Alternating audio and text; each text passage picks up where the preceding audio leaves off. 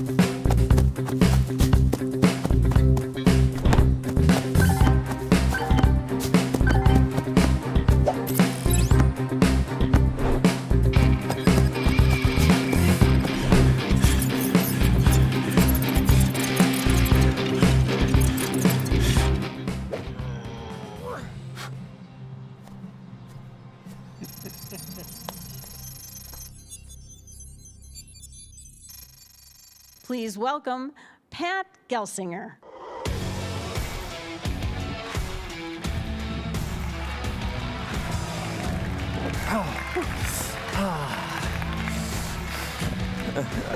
Hey, so excited to be back. Developer community and the developer conference, and cool to get together and talk about new products and to share a vision of the future together.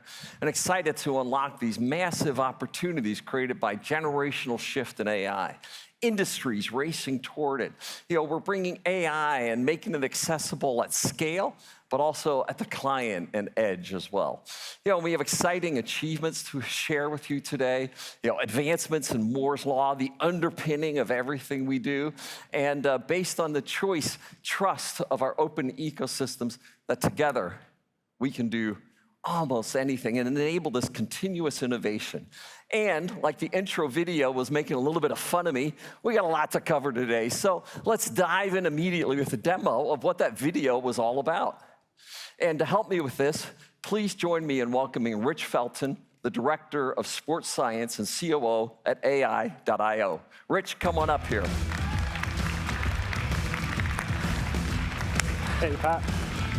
Thanks for having me. So, Rich, the CEO gig ain't going to go on forever. So I am, looking at what's the next career opportunities here. So, We're definitely going to take a look. Okay, but okay. What we do for the audience is we democratize sport and specifically give players or anyone in the world, even yourself, the chance to get access to opportunities to trial for professional sports teams, scholarships, etc. And we do that all through a mobile phone using AI and computer vision. We've been working with Intel since 2021. And what we've built together is a platform kind of end-to-end that allows these players to download an app from anywhere in the world, do their drills. Athletes anywhere in the world, Okay. in the world, do their drills. You can see some videos up there, actually, that show that. We've had some great success stories. We've had players even this year sign for Premier League clubs, play in the Premier League, all the way through to players in India who actually downloaded our app from a shared community phone. So in a remote village, download the app, not registered. They might never have the opportunity. Never had the opportunity. Wow. And fast forward, they're now on 5-year, fully paid residency programs for all their education, all their football, and that happens through that power of AI through our mobile platform. What it means for the clubs and the organizations is we've just massively expanded their reach globally, so they can reach more people. But there's a sustainability story to that as well. So now they get that data up front. It's all analyzed data. So with that data up front, it means they can be more targeted with where they travel to and not waste carbon emissions when they don't need to. Bring it to their doorstep. Yeah, and using our technologies end-to-end, as the slide shows, this is really impressive, Rich. Yeah, and to the point of the technologies, the critical thing for both player and club is speed. So we use Xeon-based services on the AWS clouds. We've got, there's lots of wins around that, around cost optimizing those AI workloads, which can be really expensive. It's video, it's tracking, it's data. But for the clubs, they're autonomously finding players through complex data sets. So for those clubs, we've now had situations where, like Chelsea, good team, Not bad. from the point of the data or what you see on the screen with the tracking from that data being flagged as a player is good enough, they sign players within 2 weeks. That's normally about an 18-month process. Wow. Huge cost saving for doing that. Oh, that's incredible. So for players, I think it's, or anyone here actually, if you want to turn passion into profession, download the app and you can do this. So, I wanted to get a sense for how well am I doing for my second career? Yeah. Right? I went through these tests, and so when I saw in the opening video, so what's it look like, Rich? Can you show me? Should we take a look? Should we look at your, Sure, let's take a look Let's go on here. over to the computer. So obviously you downloaded the app outside Intel HQ there. We gave you a bunch of drills to do, film those, everything gets tracked, all the data comes back. It's all benchmarked in relation to something. So we've benchmarked you in relation to the Major League Soccer. So that's what we're going to look at for yourself. So if we click on Pat here, oh, there we go. There we go. So this report, now for everyone here, unless you're a sports scientist or a coach, these metrics probably don't mean too much. Yeah, I don't get it. They're just numbers. Yeah, we can click on here and we can look at what it was. But what we actually do with our benchmarking, and part of making things easier for the player and for the coach and the scout, to make this really simple, I'll just turn the benchmarks off for a moment. So we turn everything to a simplified 1 to 10. These are my scores here. These are your scores that we've Okay. made into a uniform 1 to 10. Because it's easier for everyone to consume. A player can see, if I'm a 10 on something, I know I'm brilliant. Same for the scout. If they're 10, I'm interested. So the blue here is your physical and technical scores with the ball and running around. Okay. The I orange did grow up scores- playing soccer, so this is... Well, the orange scores are your cognitive scores. So thankfully, cognitive scores are off the charts. And what I can actually do, if I show you the Major League Soccer benchmark for your position, I think we've got you in as an attacker or as a striker for this. So these grey lines are the average for Major League Soccer. It doesn't look good. Well, you can see physical and technical, maybe as expected. Okay. You're not at Messi level, right? Okay. But cognitive, again, unbelievable. Okay, through so the roof. maybe I'm in the right job. Yeah, maybe so. Maybe so. Okay. And I think so possibly My not going to. hopes are dashed. Yeah, possibly not going to have that career tomorrow. But those scores, those cognitive scores, were flagged as interesting.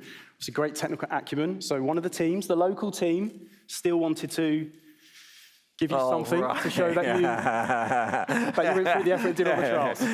So thank you to the earthquakes locally. Thank you Maybe to I San have a Jose's chance. earthquakes, exactly. Hey, Yeah. So what do you think, everybody? Is this pretty impressive?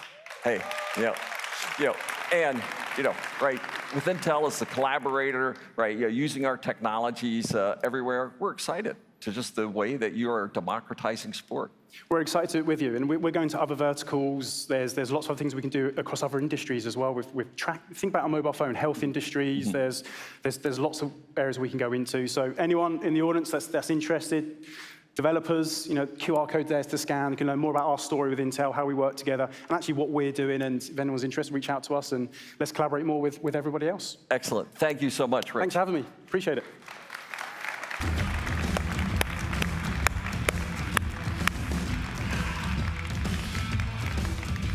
Okay, soccer CEO, I guess we got the answer. So, this idea today of all the things that silicon is touching, and literally we now have a $547 billion silicon industry, but even more impressive is that it's powering this global technology economy that's now measured at $8 trillion. And I would ask you, what aspect of your life is not getting more digital?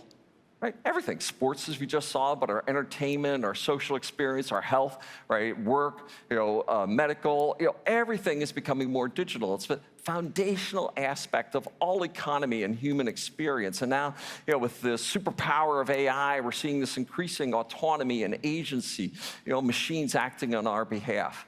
And we're creating this foundation for the next generation of opportunities and experiences that enable a better future for every person on Earth, right? And with that, I welcome you to the Siliconomy. And as these advances in semiconductors enable new levels of human achievement, this need for compute and capabilities is exponentially increasing. In Moore's Law in a nutshell, as we're increasing transistors, compute, and capabilities, we're decreasing at an exponential rate. Size, cost, and power. This is the magic of silicon. And all of this, the most plentiful material on Earth, God has given us this unique gift called silicon. And today we're seeing that just infiltrate organizations. Over the last several years, we've seen this 4x increase in managed devices. That's expected to triple again for more than 15x growth. We're just seeing everything become a computer. More plentiful, powerful, affordable processing. And these computers are now becoming part of your thermostat, your picture frames. Everything is becoming smart. And AI is representing a generational shift in how computing is used and giving rise to the Siliconomy. But inside of that, a simple rule: developers rule. You run the global economy, right? Not politicians, not CEOs. Developers are the ones running this global economy. And you're powered by Moore's Law. And it's your creative passion, this insatiable drive to innovate, combined with Moore's Law, the fuel, and those coming together enable the Siliconomy. Every one of us is part of it, where we're seeing this evolving economy enabled by this magic. We're replacing, industries like oil that defined geopolitics for 5 decades. It's now silicon, the Siliconomy, and the technology supply chains that it enables. For developers, this is massive social and business opportunities to push the boundaries, creating the solutions that the world will change and be enabling the improvement of every soul on Earth. And it requires a range of different capabilities: next generation CPUs, NPUs, GPUs, chiplets, new interconnects, specialized accelerators. And our commitment to you is give you the coolest hardware and software ASAP. And we will do that, and we'll do that with the Intel Developer Cloud. And just to show it off, here's my Python code of the day. And it's syntactically and semantically correct, right? So if you want to join the Siliconomy, right, and you want open, trusted, secure capabilities that are the latest, coolest stuff, you go to the Intel Dev Cloud. And last year, we announced at this event, we announced the beta of the Intel Developer Cloud. The path to the latest gen architectures, test, evaluation, to give you, the developer, to put you in the driver's seat. And today, we're thrilled to announce the general availability of the Intel Developer Cloud. From the big stuff, Gaudi 2 for large language model training, to broad deployment with 4th gen Xeons, to our CPU Max series for bandwidth and HPC workloads, to running small systems as well. The latest, coolest stuff available on the Intel Developer Cloud, enabling large-scale, small-scale training and inference solutions available to all. And with that, we're enabling these next generation of capabilities along with our software platforms, our One API toolkit, our OpenVINO toolkit, many of our developer tools. We have 3 different tiers of service, a freemium open service, a commercial premium, and then finally an enterprise-grade service. Also, as I said, it isn't just what's available today, it's also what's available tomorrow. So we're putting pre-production hardware in place, beta, so that we enable you to take advantage of this sooner and earlier in your developer cycle, so that by the time the hardware is available in volume, hey, you've already been working on it for months, quarters, and even years. And it includes modern interfaces and workflows to help you optimize your end-to-end solutions. Easy to use, easy to install. And this easy path to access and use Intel-optimized AI, software, hardware platforms to deliver these from small to large, enabling workloads, but doing it from your PC and having easy access to this cloud. So it lowers your cost and friction to be able to do it. And just because you're my best friends and you're here today, we're making, wasn't that fun? You're not my best friends. Oh, I'm so sad. Okay. But just because you're our best friends and you're here today, we're giving you free access, a week of free access to the Intel Developer Cloud. This is part of the package that you got coming in, and I hope you all find a friction-free, expedited way to get to the cloud.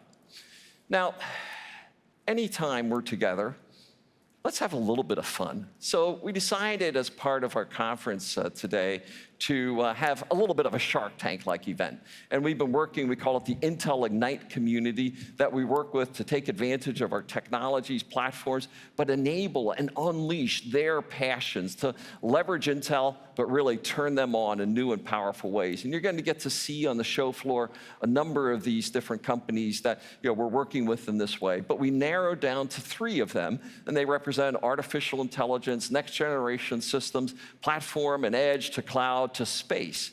And we're going to share their ideas at throughout the keynote this morning on the show floor. But at the end of the morning, we're going to take these 3 and we're going to pick our first winner.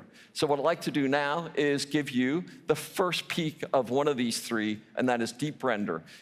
Co-founders are clearly geeks of geekdom, and they identified a specific video rendering problem with bandwidth and size that they set out to solve using breakthroughs in AI. Let's see the Deep Render update.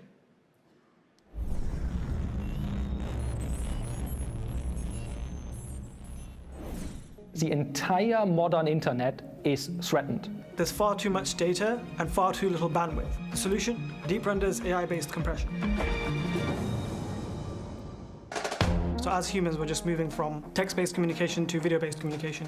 But with more advanced classes of video, the data volume goes up by 10x to 100x. And that often manifests itself as lower resolutions, lower frame rates, more outages. With Deep Render's AI-based compression technology, we can fix this problem. So Kriya and I both studied at Imperial College. We did a master's in computer science. We connected over the homework, very, very challenging homework. And we worked together on a project where we had to deliver large amounts of videos, and it just didn't go very well. And this is how we stumbled into the fascinating world of compression technology. Deep Render is proposing the next step change by infusing it or bringing it to an AI-only compression pipeline. Compression is all about exploiting redundancies. The way we exploit redundancies is far more fluid and far more fine-grained, and we're able to basically locate every single pixel and say where it moved, and we're software-based. So you can basically update it whenever you want. It's very, very important to keep in mind how revolutionary the change to AI-based compression is. Deep Render is building up compression technology around a much more modern and solid framework of AI.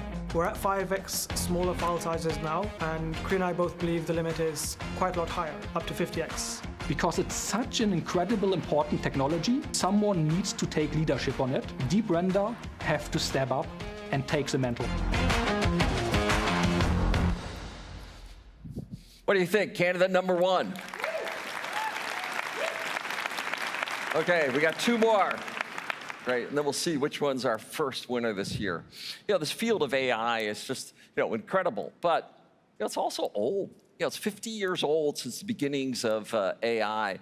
And the first 40 years, as I like to say, how much happened in AI? Nothing. Multiple winters, nothing happened. In fact, when I was architecting the 8046, one of the things we said is, we're going to make the 486 a great AI chip. That was in the 80s. What happened? Nothing. Right? Then, massive quantities of data. Right? Breakthroughs in computer science and algorithms, and big enough compute. And all of a sudden, the last 10 years of AI have been just incredible. And it's been redefining itself with new algorithms and new insights emerging. And with that, we are participating. And our Intel Gaudi processor has been demonstrating, performance capabilities rivaling, the market leader. And even the largest, most challenging AI and generative AI problems are being delivered and executed on our Gaudi processor. And we're not only rivaling the market leader, but at much better TCO. And today, I'm excited to announce we've secured another major partnership on our journey in this area, and that's with Stability AI, one of the algorithmic and market leaders in this space. And with them, we're excited to build the largest AI supercomputer built in Europe, we believe, running entirely on Xeons and 4,000 Intel Gaudi 2s. Stability AI is an anchor customer, and just an enormous build out that we're undertaking with them to be one of the top 15 AI supercomputers in the world. And we're quite excited about the partnership. But we also have key OEM relationships as well. And partners like Dell are now partnering with us to deliver Gaudi for cloud customers, for enterprise customers, and really fill out that AI portfolio, beginning with Xeon for general purpose CPUs to Gaudi AI accelerators, for the largest inference and training environments. This complete AI continuum of capabilities, enabling applications that are AI enabled, to on-prem inferencing and complete high-end training systems. With Dell, the entire range of solutions. And coming back to the Meteor Lake, coming back to the machine learning, inferencing challenges and some of the performance results we're now demonstrating with Xeon. And Xeon comes with AMX, the AI enhancements as part of the architecture. And we're now producing some of the best results, the best results on a CPU for AI workloads, and demonstrating workloads like ChatGPT-J, being able to do 100-word summarizations of news articles, based on 1,000 to 1,500 source word contents, and being able to summarize those offline about two graphs per second, and online 1 graph. So being able to bring real-time capabilities on standard Xeon platforms. We've also submitted the first MLPerf results with Xeon Max series, up to 64 gig of high bandwidth memory on the CPU package as well, and being able to achieve 99.9% accuracies on GPT-J. And all of these just showing the momentum our CPU and accelerator line is having in the marketplace. And so let's hear from another one of our partners on this journey. Let's hear from Alibaba and how they're using Xeon for their AI workloads. Thank you, Pat. It has been a credible journey working together as we navigate this new era of AI. As the largest cloud providers in China, we're looking for reliable compute solutions that can support and facilitate a variety of AI workloads, including for large language models and generative AI applications. Keeping performance high and cost down are critical for our joint success. As an early adopter of Intel 4th generation Xeon CPUs, we have seen impressive performance for real-time inference over its predecessors, thanks to Intel's built-in AMX accelerated software optimizations. Our generative AI and large language model, including Alibaba Cloud's Tongyi foundation models, have benefited greatly from those optimizations and achieved an averaging 3 times inferencing acceleration in response time on CPUs. Today, we are serving our large language model via Dascope in our production environment using Intel's hardware and software solutions.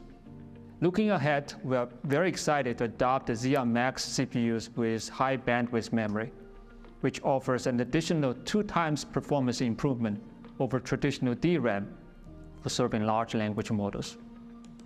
We look forward to unleashing the power of Intel technical advancement for superior performance and higher efficiency across our AI workloads. We are committed to keep innovating together with Intel and push the boundaries of generative AI and cloud computing to the next level. Finally, we wish this year Intel innovation a great success. Thank you. Back to you, Pat. Thank you, Joe. And we're really excited. Partnerships like Stability AI with Dell Computers and Alibaba. And we're just working to bring AI capabilities into every platform, every product that we build for our highest end, right? All the way down to our client offerings. And at the high end, Gaudi 2, right? Delivering impressive results today. Xeon, impressive results today, but the roadmap is strong. In fact, we've already gotten Gaudi 3 silicon just out of fab and now in packaging, and this will be followed in 25 with our Falcon Shores product. So 23, Gaudi 2, 24, Gaudi 3, 25, Gaudi, Falcon Shores, where we bring together Gaudi with our GPU capabilities into a single platform. Simply put, our roadmap is extremely robust, and we are executing aggressively to bring this together. And of course, that execution is based on Moore's Law. And as Gordon said in his eponymous law, that nothing can go on forever. No physical quantity can change exponentially forever. but it can be delayed. And he was often amazed by just the creativity of how we just continue to find workarounds to barriers.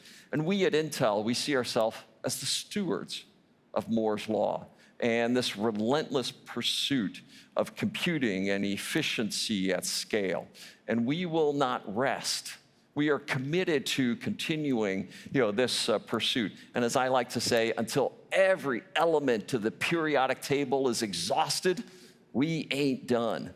And we're committed to Moore's Law so that you can develop with confidence on our platforms. So let's take a look at our second Ignite nomination that we have this year. And this one was just a little bit mind-blowing for me, right? As seeing, unlocking the power of wet science by using computational biology and bringing those together. It's a revolutionary young startup, two longtime best friends, and being able to do radical breakthroughs in cost, time, and numbers associated with it. And just the potential to fundamentally disrupt medical, pharma, food, and environmental industries. So let's see from Scala right now.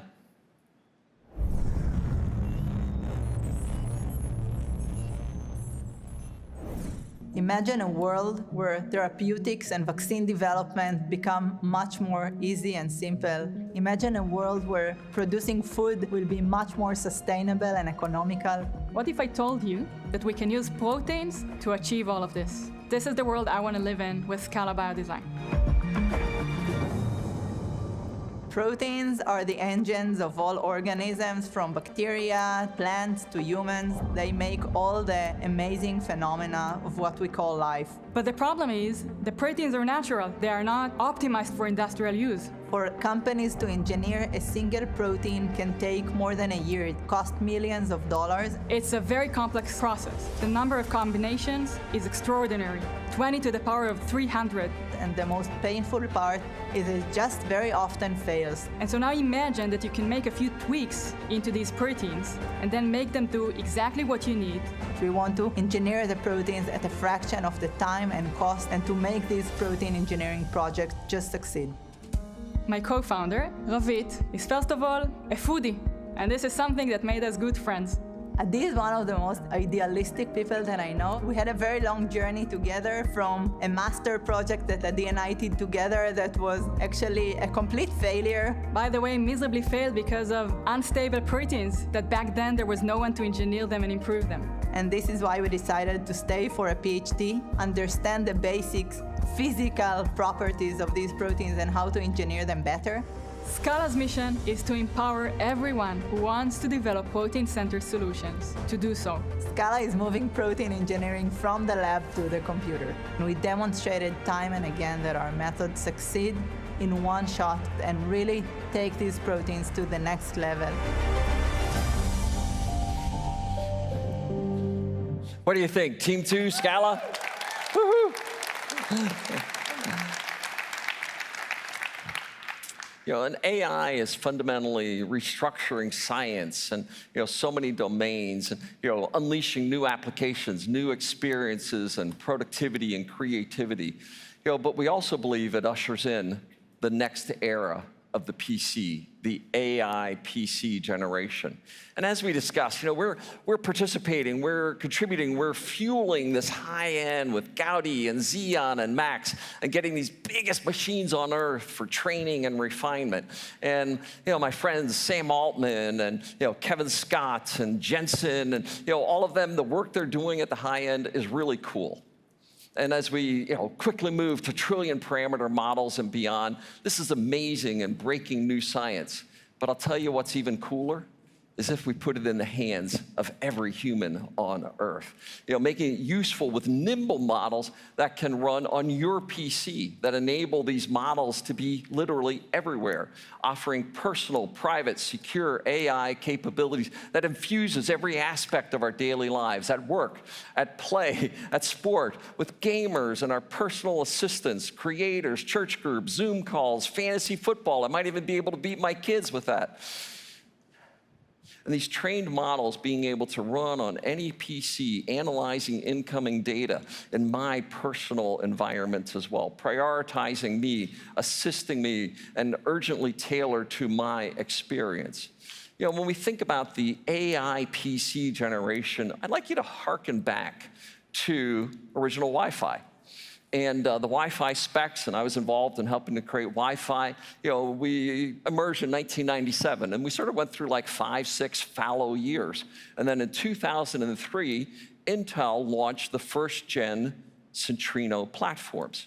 And it started to drive Wi-Fi at scale, and it gave rise to access points and hardware and comms and new applications, and it initiated the virtual application cycle at the time. We believe the same occurs with AI, where we infuse it into everything with open and secure environments. We see the AI PC as a sea change moment in tech innovation. You know, Andy Grove called the PC the ultimate Darwinian device, you know, just recreating itself. And we've always gone through this question of what's the killer app? And my simple answer to that is you. Right? You're going to be the ones creating these next generation applications and use cases. And with each passing day, we're seeing more apps open up and, you know, an idea sparking another. And this AI PC performance and capability is the perfect experience at your fingertips. And with that, let's take a look at how my AI PC becomes my new superpower. And let's invite Craig on stage to show us a couple of these examples. So Craig. Howdy, Pat. You're looking rather dapper today, Craig. Well, thank you. I was about to say the same thing. Okay. But thanks for having me. I figured we'd go ahead and take a brand new look at a couple of the new AI PC applications that are out there. And I know we've all been looking for the killer application, but here's the deal. We are in the middle of our major acceleration cycle. Just like you said, LLMs, OpenVINO toolkits for everyone. And if you don't have the killer app today, wait 5 minutes for your AI applications. It's just right around the corner. So let me show you a couple of quick examples of exactly what that's going to look like here. So really quickly, I'm going to go ahead and take a look at this machine. It's one of our brand new platforms for the AI PC. And pretty great. And we're running on this one Audacity, which has a plugin for Refusion. So Audacity being an open source music production and Refusion being an AI music generator. So I figured we'd go ahead and kick this off. Hey, hey Pat, what kind of music you into? Well, you know, I sort of like lots of genres. You know, I'm really quite open. But you know, there's this, you know, from my home county, really close to the town where I was born, there was this other singer. You might have heard from her. Really close. She was born there. Taylor Swift. Have you heard of her? Oh, Taylor Swift. She's the other famous person from my home. I think a few of us have heard about that. So, you know, you guys have all heard it here for the first time. Pat's a Swiftie.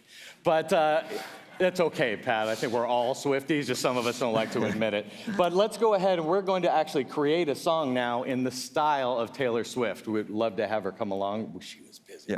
Yeah. So we didn't invite her anyway, today, we're gonna generate our song here really quick, and we'll let that guy cook. Now let's move on to the next one over here. Okay. And so we're showing up on this machine is GIMP, which is an image manipulation program, open source for everyone, and has a plugin for OpenVINO, of course, which has stable diffusion. So let's do text to an image.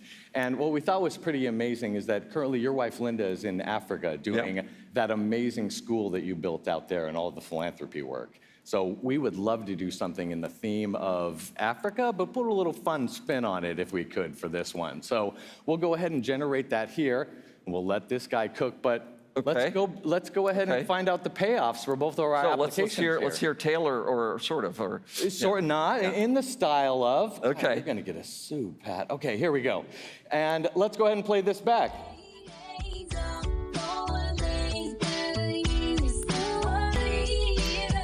It's not bad. I'm not gonna lie, that's pretty good. However, not a single lyric. Just generate right here, right? Yeah. Just generate it and locally. So here's the deal. We're gonna see a ton of hybrid models, but on your AI PC, you're actually going to be able to actually run some of these locally as well, which is a great way to keep all your IP secure. But let's move on over to our other system here, and we've generated our picture Is this the giraffe in a cowboy hat that you were looking for, Pat? You know, Linda loves giraffes. That's her favorite, plains animal there, so she's going to love this one. Then I think we absolutely nailed it. So these are the type of applications that we're really going to be looking for this next generation here. But one more thing, Craig. That's like the ugliest looking machine I've seen in a long time, and I've seen some ugly ones. So what are you doing there? Well, what, this guy with the test mode and the blue thing? Yeah. Just don't worry about this guy. The beauty is on the inside, Pat. Okay. This is actually the world's first showing of our lunar lake system. Woohoo! I know, right? I bet you didn't see that coming. So this is, instead of doing the first boot like we normally do, Pat is always pushing us to do really all the way to the envelope with our demonstrations here. So we said, what's better than the next gen show off? Well, we'll just do the next gen show off. Okay. So here we are, Lunar Lake, stable and up and running, not just first booting, but running the AI applications that are going to be powering us for the next generation of these AI PCs, Pat. It's going to be great. Okay. Thank you, Craig. Thank you so much, Pat. Well, a little bit of unexpected demoware there. So, right, as we bring this age of the AI PC, we're thrilled by the momentum that we're seeing, and we're going to bring millions of AI-enabled PCs, ramping to tens of millions to hundreds of millions to enable tens of billions of TOPS of capabilities. And we're working with the industry and our OEM partners to make these sustainable, energy-efficient platforms. And the journey begins with our upcoming new Intel Core Ultra processor launch, formerly Meteor Lake. I'll probably goof it up one or twice in the keynote yet, but now it's the Intel Core Ultra. And we're excited because this brings a whole set of new capabilities, the NPU capabilities, and launching December 14th. And we're excited to have this in volume with numerous customers and partners. But this journey of the AI PC is a big deal. You might even say that we might need some co-pilots for the journey. And in fact, our friends at Microsoft co-piloting this journey with us, and the Windows 11 PC with Core Ultra, even more powerful and personal with Windows Copilot.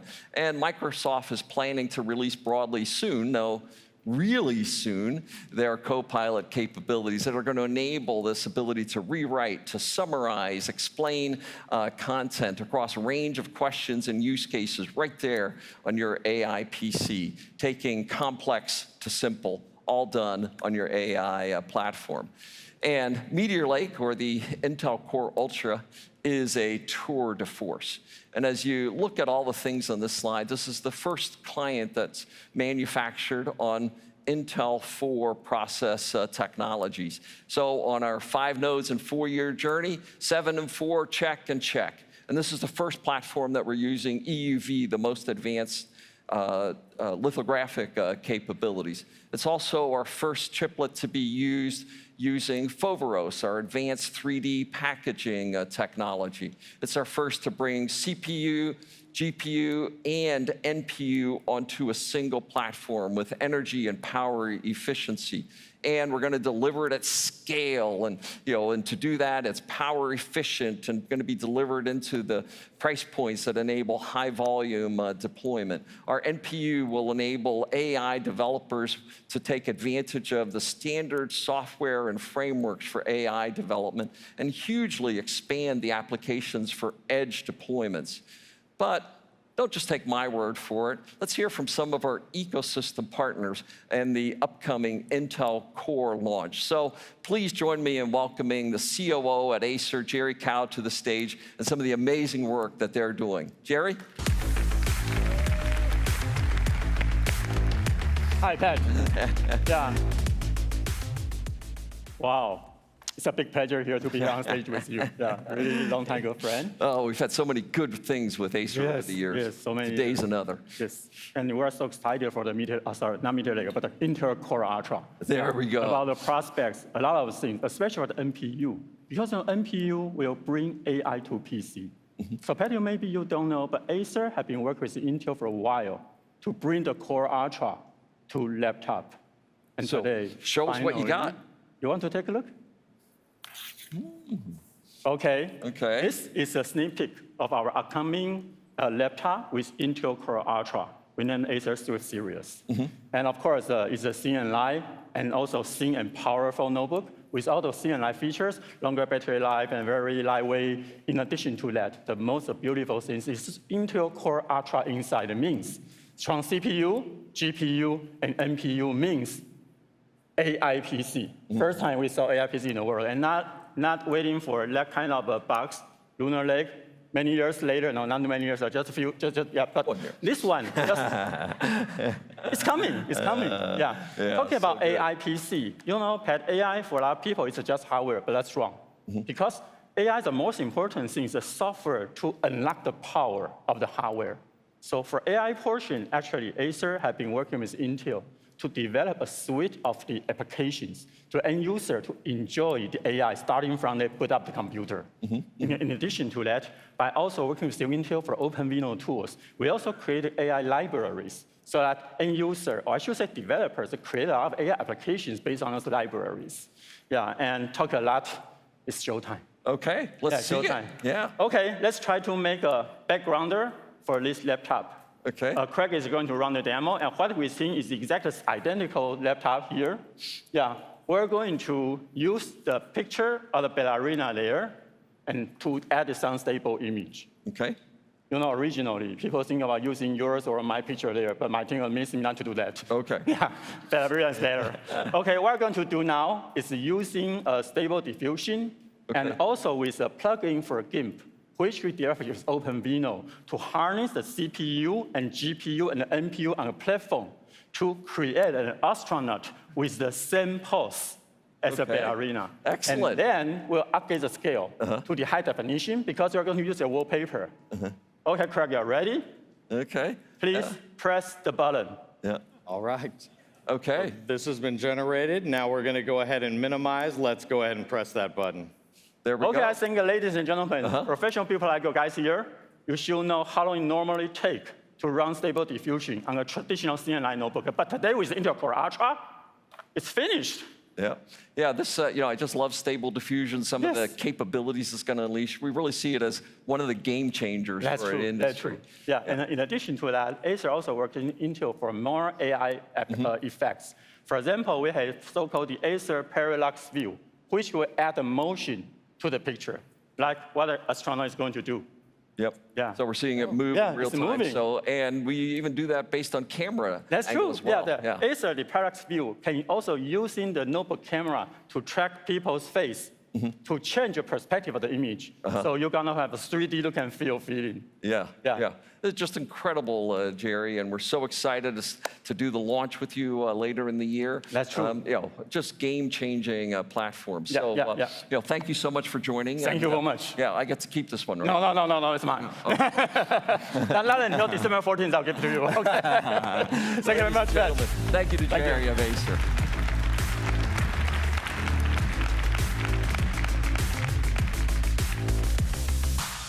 But this is just the beginning.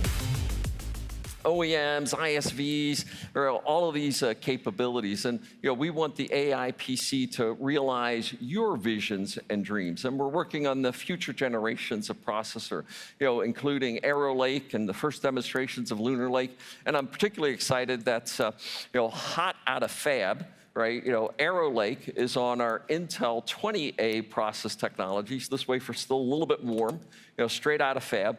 But the first demonstrations of our 20A process technology with further improvements in performance, power, area, working as expected, and we're excited to show these capabilities to you today. So first ever demonstration of Lunar Lake, first silicon arriving and healthy on Arrow Lake. And what follows that? For our 2025 offering is Panther Lake, and design is well underway. In fact, it's so well underway that we'll be sending it to fab in Q1 of 24, where we'll have the first fabs of Panther Lake underway as well. And that's on Intel 18A, you know, the finish line of our 5 nodes in 4 years.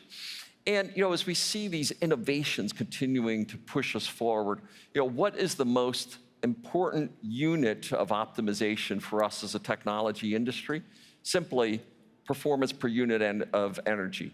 Every segment of our markets, whether it's data center, it's edge, it's telco, right? It's PC, right? Cloud, AI, they're all power constrained. So we have to optimize our energies toward how we deliver sustainability and performance in our next generation of Intel products. And literally, we're developing the technology across our product lines to reduce energy consumption. And this is clearly the case for our client products, but it's also in our server products. And Xeon processors, we are now well underway. The execution machine is back at Intel, and we're seeing predictable, stable cadence of new products to meet the data center needs. And over the next several months, we got exciting stuff coming out, and we're going to be introducing better performance, efficiency, and TCO across the product line. And next up is Emerald Rapids. And with Meteor Lake and Emerald Rapids, these are the last products on Intel 7. And with our Core Ultra launch, we'll be releasing Emerald on December 14th. And the new Xeons bring huge power performance for watt improvements, increased number of cores, faster memory technologies, but in the same power envelope as today's Gen 4 Xeons, but providing up to 40% more performance on key workloads like AI in that same socket and that same power envelope. And because of that compatibility at the software and at the socket level, we expect to see a rapid move by OEMs and software developers to take advantage of it. And 5th Gen Xeon comes with the same and further refined versions of our accelerators, AI capabilities for these next gen workloads. 5th Gen Xeon coming December 14th. But 2024 for the Xeon roadmap, really good. And with that, I'm quite excited to review many of the products that we have underway. And the next gen server platform gives us the opportunity to bring both E-core and P-core, efficient cores and performance cores. And these are named Sierra Forest and Granite Rapids. And both of these are progressing on or ahead of schedule.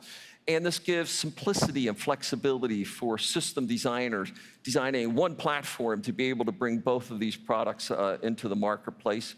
The package has the same I/O die that delivers compatibility at the software and hardware level for things like PCI Gen 5 and CXL 2.0. The Sapphire Rapids product, right, and this is on the Intel 3 process technology, provides 2.5 times the rack density and 2.4x the power performance over 4th Gen Xeon. And this specifically is unique and beneficial, for cloud scale workload kind of capabilities. So really excited about this work. And Granite Rapids is a more balanced machine for peak performance and AI capabilities, as well as major improvements, 2 to 3x better than Gen 4 Xeon, for the broad data center workloads. And we're already well underway on the next version, Clearwater Forest, an 18A version, right, of the E-core product to arrive in 2025. The roadmap is healthy, we are executing well, but we kept a little secret. On the Xeon engineering team, they're always a little bit creative bunch and, always have a few things up their sleeve. No, we can't do that, boss. Yes, you can. No, you can't. And then they surprise me when they can. And when we showed off Sierra Forest earlier in the year, we showed 144 cores per piece of silicon. What we didn't tell you was that we had 2 die per package. So we have a whopping 288 cores on one Sierra Forest product line with 12 channels of memory and further improvements for cloud-optimized environments, huge gains for cloud scale customers. And I remember when we produced the first 4-core products, 288 cores? Wow, I must be getting old or something. This is really incredible gains. 2024 is shaping up to be a really, really good year for the CPU and our Xeon customers. But we couldn't talk about data center computing and this proliferation of capabilities without touching on security. And as we think about the criticality of security at the data center, at the edge, the common denominator underneath it is protecting my apps and my data, this underlayment of the superpowers. And technology is neutral, right? Neither good nor bad. We can use it to create great things. We can also use it to power cyber threats. And we have to protect our data at rest, in flight, and in use. And the seamless integration of technology into our lives is opening up more attack surfaces and vectors than we've ever seen before. And with that, we've been building in increasing capabilities into our silicon platforms to enable secure, confidential computing. And simply put, security starts with the silicon. Security starts with Intel. I began this work almost 25 years ago in my career. And you might say, wow, man, this is hard work. And we've just been building up more and more silicon-based capabilities. And tomorrow, Greg and his keynote will announce a number of new capabilities and services, specifically in the area of security based on Intel. And this to us is super exciting. I encourage you all, be here tomorrow. Don't miss Greg's keynote as we unveil that. We've talked about the superpowers. This idea of these 5 technology superpowers just invading everything. Compute, everything becomes a computer. Connectivity, everyone and everything is connected. Infrastructure, the unlimited scale of the cloud combined with the unlimited reach of the intelligent edge, simultaneously addressing latency and higher bandwidth. And AI, this intelligence everywhere, being able to take this data and compute and, algorithmic breakthroughs, software writing software at scale. But the last of these, sensing. And breakthroughs in low-cost, high-resolution sensors, I believe, are just opening up other pathways to bring technology into our everyday lives, bringing more data and capabilities. And we're seeing advances in automation, processing, robotics, giving machines human-like capabilities, where even our disabilities become digitally enhanced strengths or superpowers. One of my favorite sounds is hearing my granddaughter call me Papa, Papa Pat. And if it were not for my hearing aids, and I have a family that, almost every one of them, right, has lost their hearing, I might not be able to hear that in the future. And I believe in this area of the superpowers and sensing, we have so much more to do. And with that, I'm super excited to find a soulmate on this journey, Dan Soroker, the founder of Rewind.ai. Please join me in welcoming Dan to the stage. Hey, Pat, thanks for having me. Hey, thank you, Dan. So tell us your story a little bit. So I started to lose my hearing in my 20s. And when I turned 30, I tried a hearing aid, and it was magical. To lose a sense and gain it back again feels like gaining a superpower. And ever since that moment, I've been on a hunt for ways that technology can augment human capabilities and give us superpowers. And that's what led me to Rewind. So what's Rewind doing? So Rewind is a personalized AI powered by everything you've seen, said, or heard. The way it works is it captures your screen and your audio, it compresses it, encrypts it, transcribes it, and stores it all locally on your PC. And then, best of all, you can ask any question of anything you've seen, said, or heard. Well, that's super cool. And earlier, we talked about this age of the AI PC beginning now, and this ability to capture everything you see here and, be able to transcribe, analyze. But, talking about it, can you show me? Sure, I have a machine. Let's go. Okay, let's go take a look here.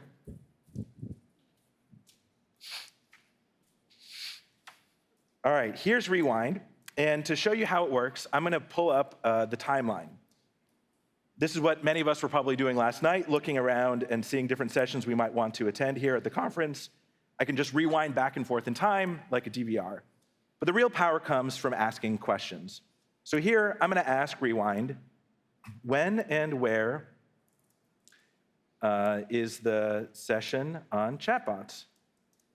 And what Rewind's going to do, it's going to go back through my memories, things I've captured on my machine, and we'll find that exact moment. Here it says it's the session on chatbots entitled Demystifying Generative AI.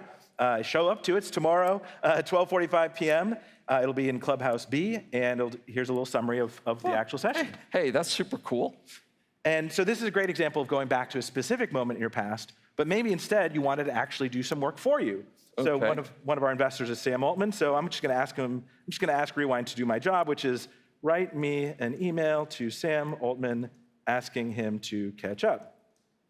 And so I was talking to Sam last week, so this is good to see. So let's see what we come up with. Yeah, so here it's going through all of my experiences, my prior conversations. It mentions that we've raised $33 million from top-tier investors, including him, and gives me a little template. I can just copy and paste, send him an email. I don't have to actually think about it. And this is leveraging Core and OpenVINO, right? Yeah, so what I showed you here today was using GPT-4, but what's even better is if we could do this entirely locally. So for the first time ever, I'm going to show you a demo of a personalized AI powered entirely locally on your AI PC using OpenVINO. So let me switch our mode here from GPT-4 to OpenVINO. Okay, so now everything's going to run locally. Yeah, and actually to prove it to you, you know what I'm going to do? I'm going to actually turn off our Wi-Fi. So hopefully this will work. I'm going to turn off the Wi-Fi. Okay, we're going to brick it. You know, it becomes so this machine is entirely off of the network. And I'm going to ask very simple question. What is Pat's favorite sound? Okay. So now we're running locally, right, using OpenVINO, Core Ultra. Right? Exactly. Right. Yes. And so it's going to take the data that's from your. Oops. Excuse me. Try that one more time. It's going to take data that's from the machine, and here you can see it knows that your favorite sound is your granddaughter's voice calling you Papa. Okay. Very good. So this to me is killer app domain. I am so excited about these capabilities and the ability to run it all locally. This is my data locally on my machine, right? I don't worry about any of the privacy or other things associated with it, but selectively leveraging the cloud when we need to. That's right, exactly. Yeah, and I'll just show you one last example. This is an example of using summarization where I'm going to ask it to summarize this keynote. And just for fun, we'll just say use emojis. And we'll see what it comes up with. And here, we sped this up a little bit, but you'll see it's saying that it's an incredible keynote by Pat over here. Future of technology is looking great. Here, there's a starstruck emoji, so the model likes you. And wait, there's more. We're sharing details of the client performance, roadmaps, et cetera. So this really shows you the power of an AI PC, leveraging the data of everything you've seen, said, or heard, and truly giving you superpowers. Hey, this is so good. Thank you so much for joining us, Dan. Super excited for Rewind. Thank you, Pat.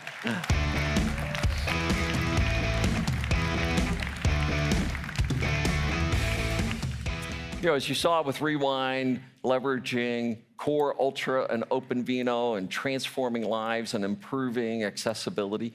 But until recently, PCs couldn't connect to hearing aids like mine because the traditional Bluetooth simply used too much power. Well, recently, Bluetooth low-energy audio that we've worked on with Microsoft is first coming and available since earlier this year and part of the Core Ultra platform. And we've been collaborating with Starkey Labs, and these hearing aids are right like the ones that I'm wearing here, to create a POC for how AI can improve the hearing aid experience. So we're going to join a call here with Arnaud on my Samsung Galaxy book. So Arnaud, how are you? Hello, Pat. I trust your keynote is going well.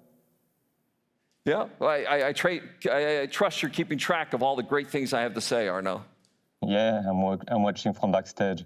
So now your PC is contextually aware and will automatically switch your hearing aids between ambient aware and focus mode by adjusting the sound amplification. You can stay in your flow without missing any important information.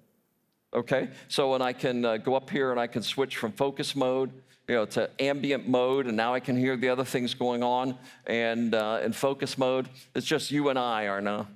Yes, Pat. We won't amplify the background noise so you can concentrate on our conversation. But we'll make sure you don't miss any important interruption, such if a delivery arrives. Well, okay, maybe the grandkids are at the door. Hopefully my wife gets it, so we'll dismiss that there. So, stay focused just on you and I, but the PC is still detecting. Yeah, your PC recognized the delivery and alerted you, but you choose to ignore it, and the PC decided to keep the hearing aids in focus mode. Excuse me? Okay, well, okay. I think I'm going to go talk to who's ever here. Just a second, Arnaud. Sure. Hey, Diana. Hey, Pat. What's up? Why are you interrupting my demo? Do I need a reason? It's always a good time to talk to me. Oh, I'm sorry. Thank I'm you. sorry. Thank you for Forgive taking me, the Diana. interruption. Okay. So, yeah, thanks for taking the interruption. And actually, I think I might have wasted my time waving because I think your computer actually heard the sound of me saying, excuse me. And it even told you which direction that sound was coming from. So I wasted a lot of energy. But I'm so glad you came over. Thank you. And I think you've got a really great system over there. It sounds like with the head tracking AI, it actually detected when you left the conference call. And so your hearing aids were automatically switched to ambient mode, so we could chat. And then when you go back, it's going to automatically switch your hearing aids back to focus mode, so you can be focused again on talking to Arnaud. So pretty cool technology there. Very nice. Tracking AI is actually running on the NPU in the Intel Core Ultra. And another thing we have running on the NPU is an AI summarization technology. So it's actually, as you're talking to me, it's over there busily summarizing and condensing. So Arnaud's still talking and it's summarizing. Arnaud's still talking and it's summarizing, it's condensing it for you, and so you can just go back there and you'll be able to jump in really quick. You'll know exactly what transpired while you were gone. Very nice, very sleek, and yeah. Okay, can I great go back solution. now? Or are we...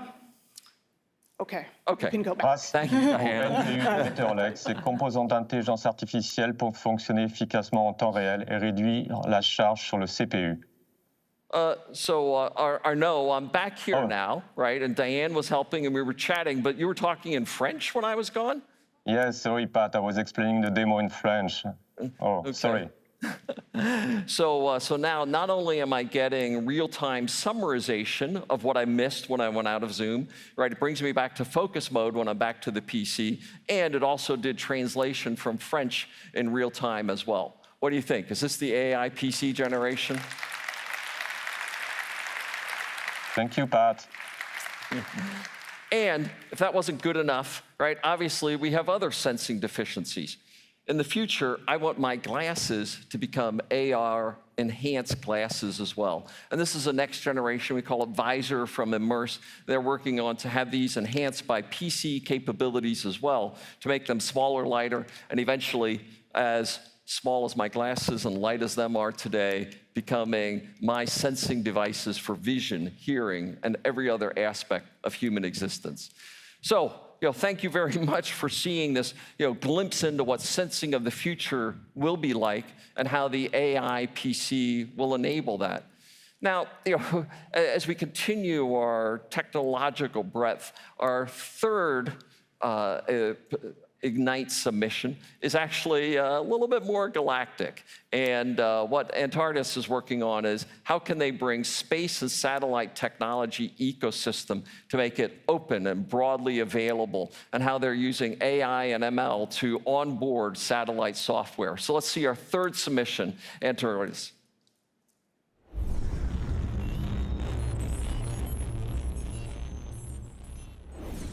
Imagine a world where more and more satellite resources are actually helping us to monitor and improve and mitigate climate change, where satellites are improving agricultural yields and productivity, where we have transparent information as to what is happening globally. Imagine a world where you can design, simulate, and operate a virtual satellite in a matter of minutes.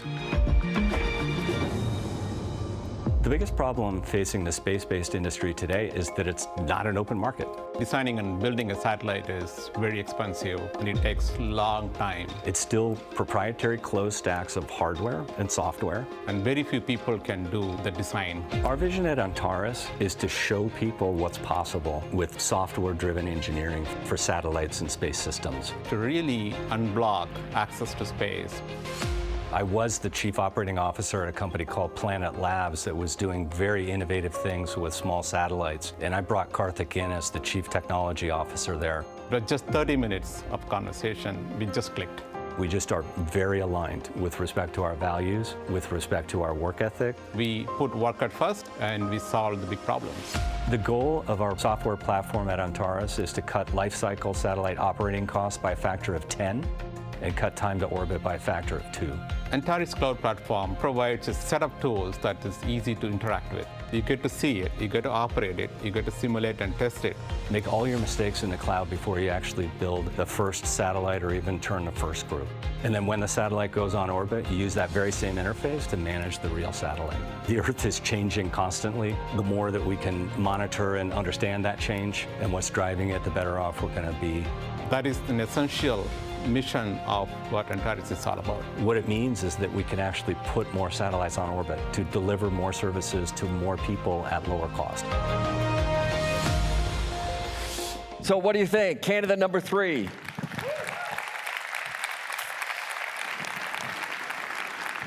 And just in a little bit, we'll tell you who number 1 is for today. You've heard us throughout our conversation about OpenVINO and how we're using it at the edge, and how we're using it with Jerry and Acer and Dan from Rewind and Starkey Labs. And OpenVINO is Intel's AI inferencing and deployment runtime platform that we spoke about last year. We've now released OpenVINO 2023.1, providing broader applications support, more natural language processing, computer vision, generative AI, bringing us closer to this vision of any model, any hardware, anywhere.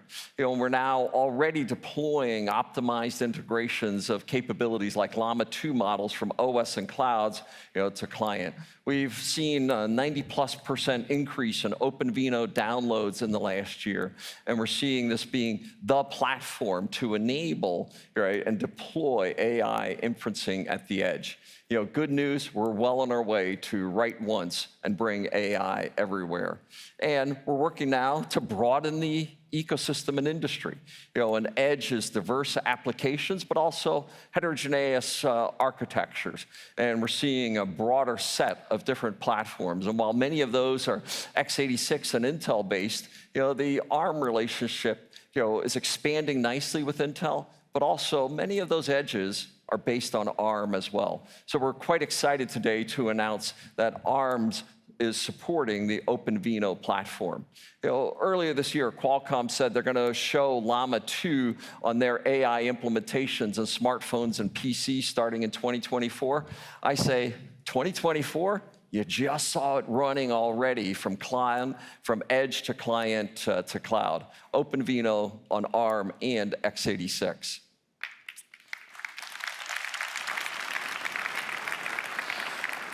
And as you look at this picture, you see that, boy, the data center offerings transform how companies operate. The PC operating offerings transform how people work, but delivering edge transforms how everything operates. And we're going to see this increasing, I'll say, hybrid operation where, big training and model creation, but we need to deploy nimble models running on client and edge. And they may be tethered to and updating and retraining, but the constant interaction is at the edge. And this is what we call hybrid AI. And this allows you to experience the models that truly deploy broadly at the edge. And for the developer community and partners, you now have the tools for success at the edge. And with our hybrid AI SDK that we'll be releasing very early next year, this is building you the capabilities so that low-code and no-code environments can take advantage of hybrid AI. And while Gen AI is in the spotlight today, this is just a little piece of what we're going to be able to do in the future. And we're changing the status quo with powerful capabilities with new text analysis, language, visual recognition, chatbot interactions. And to broadly deploy, we need edge affordable hardware. We have to keep enhancing the hardware capabilities for performance and accessibility. And we're making great strides in this optimized runtime environment, enabling new and more capable hardware at the edge, like our Core Ultra, and enabling the edge applications without modification to take it the latest advancements and benefits of CPU and GPU and NPU. That's what OpenVINO does. And for the past 15 years, the dominant developer model has been cloud native. And this has enabled this separation of hardware from business logic and application innovation. And we believe that the next decade or two of development isn't cloud native, it's edge native. And that's going to be driven what I like to call the 3 laws of edge and AI computing. The laws of physics, latency. I can't go to the cloud, I need it locally. Economics, the cost of cloud and cost of bandwidth. And finally, the laws of the land, data sovereignty. And we believe these 3 drive the edge and AI era. And the next phase of application is edge native app development. But to do that broadly, we need a lot of this, plumbing, this hard work of making the edge accessible, remotable, updatable. And this is what Project Strata does. It brings this edge-native software platform with services and support, and we're bringing together an ecosystem of Intel and third-party apps to enable this edge environment. And with that, to be able to solve many of these problems. And solving things like zero-touch management, security, patching, and updates in real time. All of that hard stuff in the platform so that app developers can take advantage of the latest hardware, latest security, and through that, Project Strata is enabling this ability to onboard, orchestrate, and observe and operate. And we'll be launching this in early 2024. So, as we're continuing the cycle of innovation, we in the tech industry, what do you think? We're pretty cool folk, don't you think? My grandkids don't think I'm very cool. They say I need cooler clothes that fit better, right? And for that, I never really cared too much about that. A geeky t-shirt and I'm a happy guy. But we also are seeing AI intervene in fashion and new capabilities as well. And with that, please join me in inviting Mira Bhatia as the COO of Fabletics and how we combine AI and modern fashion capabilities. Mira? Pat, nice to meet you. Thank you, Mira. So nice to have you with us today. Nice to be here. Thanks for having me. So, tell us a little bit more about what we're doing and what we're showing off here. Yeah, so I am here to help you find the right fit for your clothes so your grandkids can think that you look more fashionable. Okay. We are going to be using the Fit Match Concierge solution. As you know, Pat, we're an investor in Fit Match, and we invested because we believe in the team, but we believe in the problem that they're trying to solve for retailers everywhere. So how does it work? Tell us about it. So our partner FitMatch, with them, we are revolutionizing the retail industry by solving the universal fit problem. So how many times have you gone into a store and you see something on a hanger and you think, that's going to look great on me, but then you get it into the fitting room and it just doesn't fit your body shape, right? It's kind of demoralizing. It's frustrating for everyone. And for a retail business like Fabletics, that means missed revenue, additional costs for returns, wasted production, that's bad for the planet, we don't want to do that, right? So with the FitMatch Concierge solution, we are trying to put an end to the adage of, it just looked better on the hanger. Mm-hmm. Well, I think we can all sort of relate to that experience. I hate going to stores partially for that reason. So, can you give us a little bit of a demonstration here? And what we're seeing is that the environment is powered by Intel's RealSense cameras using our LiDAR technologies. It creates a digital twin, right? It's running on our core CPUs and using the latest PyTorch AI, all of that running on OpenVINO, like we were just talking about. So tell us more. All right, so basically a customer can walk into a dressing room that's equipped with the FitMatch technology. They complete a full body scan that remains 100% private. And then you get a 3D avatar, and then we'll match that with curated selection of clothing that's going to suit your shape. So it's kind of like a personal shopper, and all with the help of Intel architecture and software. And amazing, the entire process just takes seconds. So it's super streamlined, super quick and easy.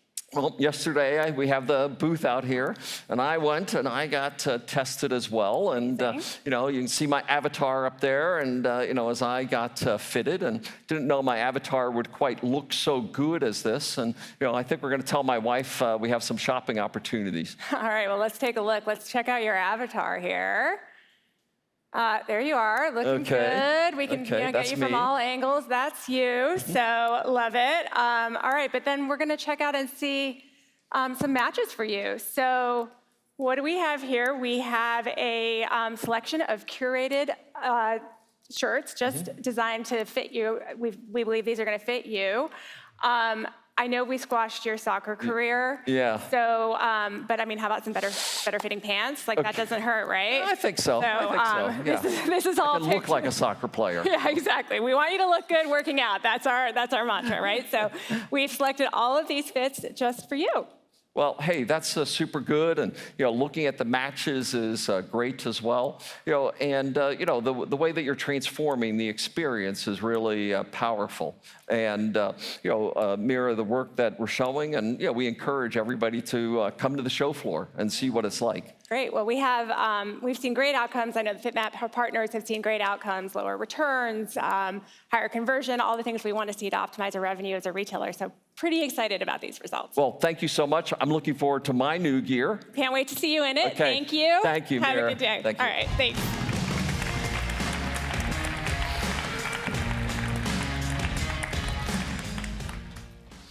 So we have lots going on here at Innovation, and lots going on in the developer world. But as we said, now is the time. So we have the access to space through Antares. What do you think? How many of you think they're the best? Okay, come on, wake up a little bit here. Come on, yeah, okay, right? Okay, how about deep render, right? And these advancements in compression. Well, how about Scala? And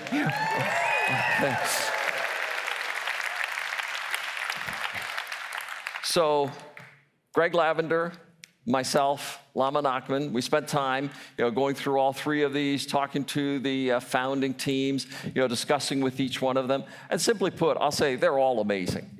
I just love this passion, ecosystem of innovation that we get to participate in, unleashing the energy for each one of them. But now it's my pleasure to announce this year's Ignite Award winner. This year's winner is Deep Render.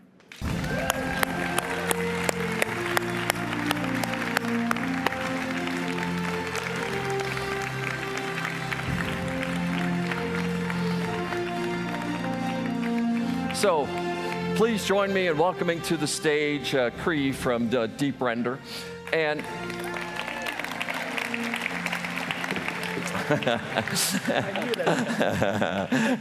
so I'm super excited to give you this award. But you may not know here, but much earlier in my career, right? I worked on video conferencing, and we were working on key codecs and compression and H.264. So I really empathize with the problem that you're solving and all the challenges that it is. And so it's really important to our industry. Video is the dominant use of bits, but really important to me as well. So with that, it's my pleasure to give you this year's award, Ignite Winner of the Year. Thank you.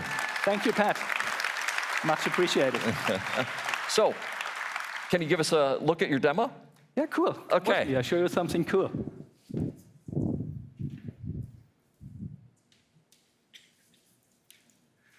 Yeah, now, before we jump into the demo, let's speak a bit about the setup. This laptop here comes with an Intel Core Ultra processor. It has an NPU and is one of the AI PCs we talked about before. Okay. Deep Render will run its 5 times better AI compression technology on the NPU in an efficient, low power, and very good compression locally on this device. And Pat, you might not know this, but this is a very significant moment for me. Deep Render spent 5 years researching and developing better compression technology. And with the Intel Core Ultra, we can now bring this technology to hundreds of millions of devices and users. What does 5 times better compression technology mean for users? It means 5 times faster internet for everyone. And who does not like faster internet? So show us. Yeah, let's jump in. So here's Deep Render's demo application. And if we click on this button, we can showcase it on a number of videos. Let's go with the people video. Here in this video, we can see 2 videos playing, both at the exact same file size and bitrate. On the left side, compressed with the deep render AI technology, and on the right side, compressed with old school traditional compression. Wow, I didn't realize we looked so bad today. Yeah, that's really impressive results. What do you think? Yeah. Thank you, Pat. And yeah, to show that even clearer, if we pause and look at the difference in quality, we can use a slider and have here a deep render compressed frame, and now a traditional compressed frame. And yeah, there's a clear difference in visual quality, highlighting 5 times better compression performance. I think you did it. This is incredible. And the thing that excites me about this is it's a whole new domain, and you think there's a lot more to be gained from this AI approach to compression as well. Oh yeah, AI-based compression is a breakthrough innovation. It's a paradigm shift away from traditional compression towards an AI-only solution, and we are only beginning. Oh, hey, thank you so much, Cree. Thank you. So good to have you here. And again, congratulations on being this year's award winner. Woo.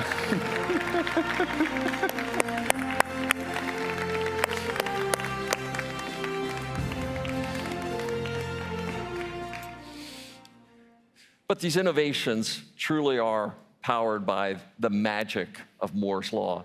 And when we laid out our 5-node and 4-year journey, it was like, wow, that's a bold, aggressive agenda to go make that happen. Well, we're making it happen.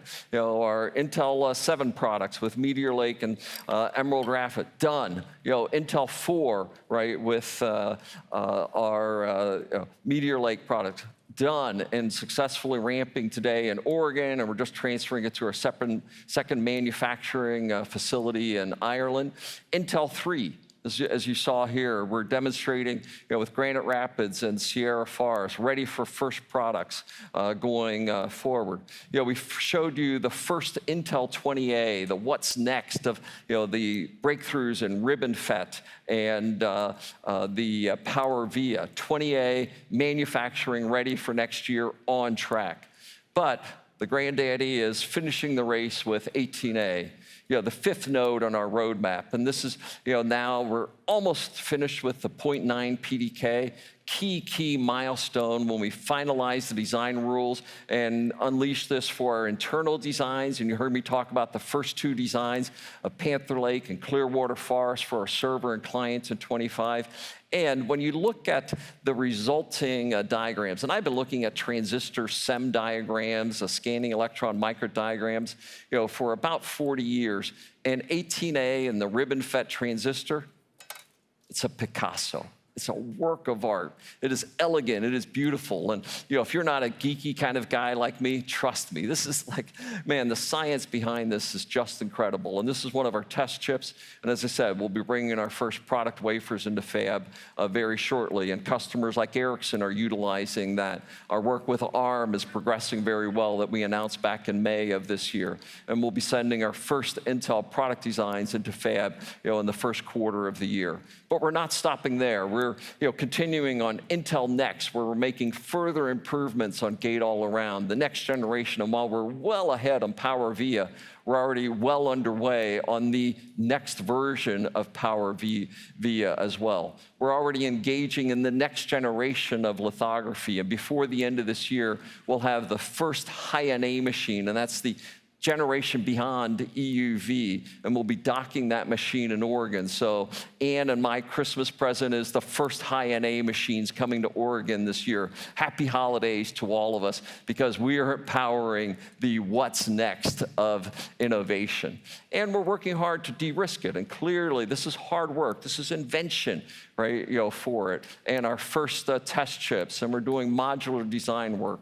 Part of the reason we're so far ahead on PowerVia compared to the industry is we de-risked that by running that on a FinFET node with PowerVia to show that we could deliver PowerVia and gate-all-around in 20A and 18A. And all of this is, stay tuned. We are so excited about the work, the momentum, and the progress that we're making. But You know, the wafers are cool, but this packaging stuff, wow, this is getting incredibly exciting as well. And 25 years ago, Intel drove the creation of organic packages. And when you see any of these chips, you know, this is what we're talking about, this organic package layer. But that's all changing now, right? Yesterday, we announced that the next generation, and just like we did 25 years ago, is now moving to glass substrates. And this is a glass panel. This gets sliced up for those substrates. You know, here's an example of a glass wafer, you know, that we've now met. Isn't that cool looking? Yeah, right, you can see through it. So just incredible breakthroughs in the next generation of packaging. And these packaging improves density, it improves power, it's more thermally favorable. Glass to be the substrate of the future. And we're excited to be leading the industry in bringing this to the market as well. But it isn't creating prototypes, it's creating volume, baby. And with that, you know, Intel is playing this critical role in rebalancing the supply chain and making extraordinary investments in capital and working with understanding market conditions, our customers, the CHIPS program office funding. We expect to invest over $100 billion in capital over the next 5 years between our Oregon, Arizona, New Mexico, and Ohio facility. And we now have our proposals in the CHIPS program office hands as we're committed to produce the world's most advanced chips in the US at scale. But we're also working with the industry to enabling this next generation of the industry's evolution and the chiplet generation. Intel led the PCIe disruption in the 1990s as we went from racks to system with standard interconnects. Well, we're working with the ecosystem for the next generation, and we launched from this stage, right, last year, the UCIe consortium, and we joined forces with the ecosystem to create this open chiplet ecosystem.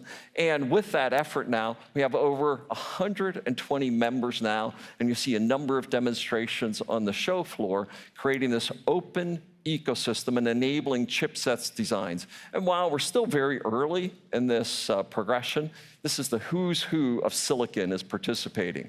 And I'm happy to show you the first test chips from this work and our foundry systems, you know, partnering with the UCIe IP that we're working with Synopsys on, Intel 3, you know, combined with our advanced EMIB packaging and a TSMC, you know, node, TSMC, Synopsys, and Intel Foundry, Pike Creek, the first test chip for UCIe and the beginning of the chiplet era.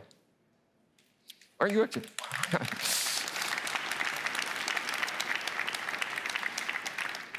But it isn't just test chips. What we're finding is, as people move into this AI era, there's extreme interest in advanced packaging and these large systems for large language model and using, you know, them at scale, bringing memory and, you know, packaging capabilities together. You know, we're creating these solutions for, you know, customers in the next generation of the 3D silicon era.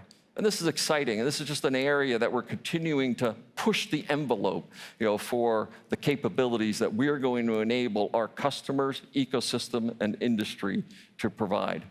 But of course, we have many other areas of innovation and research as well, and one of those is neuromorphic computing. And neuromorphic is algorithmic breakthroughs and the capability that we're enabling with neuromorphic computing, right, is seen, next slide. And we're seeing that our Intel Labs is showing the neuromorphic capabilities, you know, and being able to solve optimization problems and AI scheduling problems, financial allocations. All of these need a different type of architecture and algorithms, and neuromorphic computing is showing unique capabilities in this area with dramatic improvements of power and performance over other conventional architectures. And we're finding a lot of momentum, and last year we announced our stackable compact system, Kapoho Point, and we've shared our Intel neuromorphic research community where we now have 200+ groups are participating in it. And this technology, right, is being adopted for accelerating control, planning, and different types of workloads. Intel is working with a wide range of collaborators to enable this computing capability. And of course, maybe the granddaddy of them all is what happens when we move past digital. And quantum presents a new era of the harnessing of some of the physical effects. And we believe this will enable new chemistry problems, financial optimizations, climate change, travel, all of these, and most importantly, maybe security. And it promises to make huge advancements, but probably post-2030 when we see quantum supremacy being able to be achieved. And our approach is different. Intel's qubits differ from the other approaches in the industry because we are using silicon. And simply put, do it in silicon. We're the only company working on silicon qubits and using the same process and materials that we're already using, tweaking them a little bit to create leading edge qubits. And simply put, if we get this working, we can do it at scale. The most advanced research chip for research is what we call tunnel falls. And tunnel falls, we just released it. Here's a wafer of tunnel falls, a 12-qubit device on a 300-millimeter wafer. And while Arrow Lake is hot out of fab, this one is rather cold. We need to operate at below 1 Kelvin. And for that, we're taking our most advanced EUV technology, our most advanced CMOS fabrication lines, and figuring out how to run them at cryogenic temperatures. Each of these wafers is providing 24,000 quantum dot devices.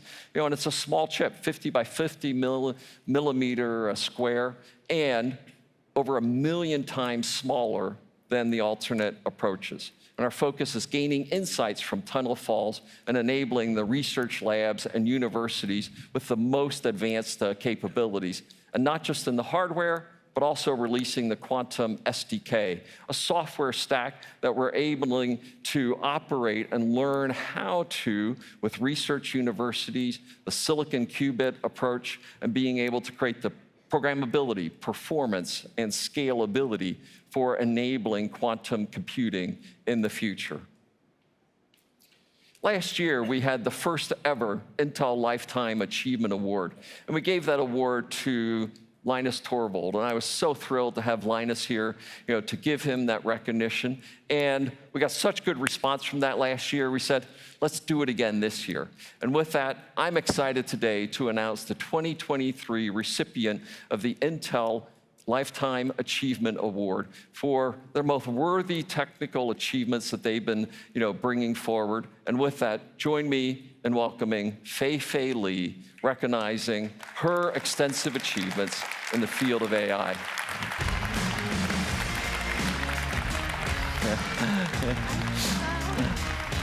Thank you so much. And Fei is, one of those individuals. She's been dedicated to STEM work, dedicated to the responsible use of AI, dedicated to the core advancements of AI in the field, and through so many, and how to make it truly AI for all. And because of this fearless pursuit, she's been recognized by many across the industry, and this among so much more. Fei Li, the most deserving recipient of this year's Lifetime Achievement Award. Thank you. Thank you. Thank you. So, in just a moment, we have a great industry luminary session coming up where you're going to hear a lot more from Fei. And Lama Nachman, our fellow in the area of AI and labs and responsible AI, will be interviewing her. So Fei, why don't you just take a seat over there, and very quickly we'll get into that. But fundamentally, what a great time we've had today. And this just summarizes the things that we've talked about. The focus of Intel at bringing AI everywhere, making it truly accessible to all at volume, from client, edge, network to cloud, delivering the largest systems, but fundamentally making it capable for all. And with that, it truly is a thrill to be with you again, to enable you, the power of developers. And now, Lama, Fei Li, this is a great innovation. Thank you all so very much.